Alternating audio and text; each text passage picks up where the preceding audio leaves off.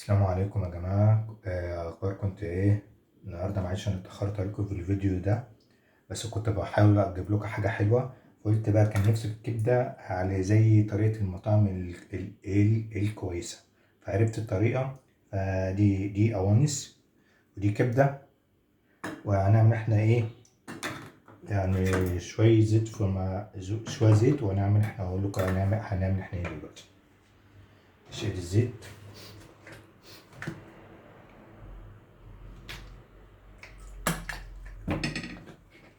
ماشي، ننزل احنا بالقوانص عشان القوانص بتحتاج سوا اكتر.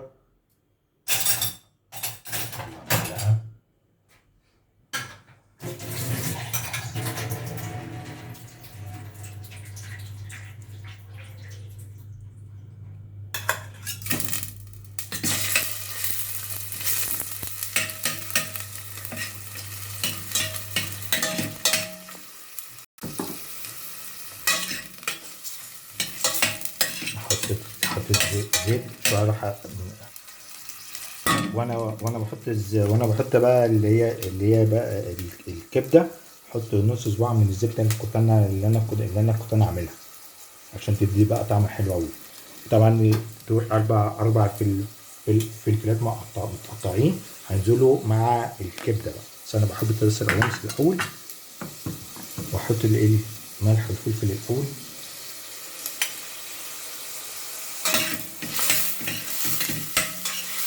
نعمل حاجه كويس قوي. وادي ربع صباع زبده من اللي انا عاملها، واللي ما شافش الزبده يرجع للفيديو الاولاني هيشوف الزبده طريقه عملها ازاي. دي زبده فلاحي على اصليه، ده عشان بس يدي الطعم مع القوانص يبقى الدنيا تمام. اهم حاجه في الحاجات دي التقليب على طول. ده بقى احط بقى دلوقتي الكبده اللي هي دي القوانص كلها اتظبطت، دي كده الكبده اهي تاخد برك تشويحه.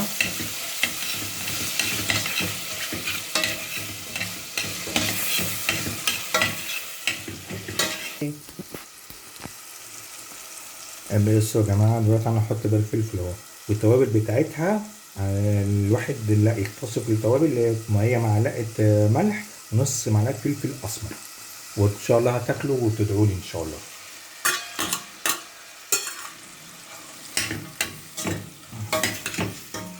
شويه كده اللي هو استوت كله خلاص. اول لما اغرب بقى اوريها لكم ان شاء الله. شايفين؟ بصوا يا جماعه دي الكبده بعد لما هي اتعملت بصراحه، عارف انا بشوفها اللي هو انا هاكلها بصراحه، يعني عايز من حلاوتها وريحتها، عايز انا ادوق حته، فانا هدوق انا.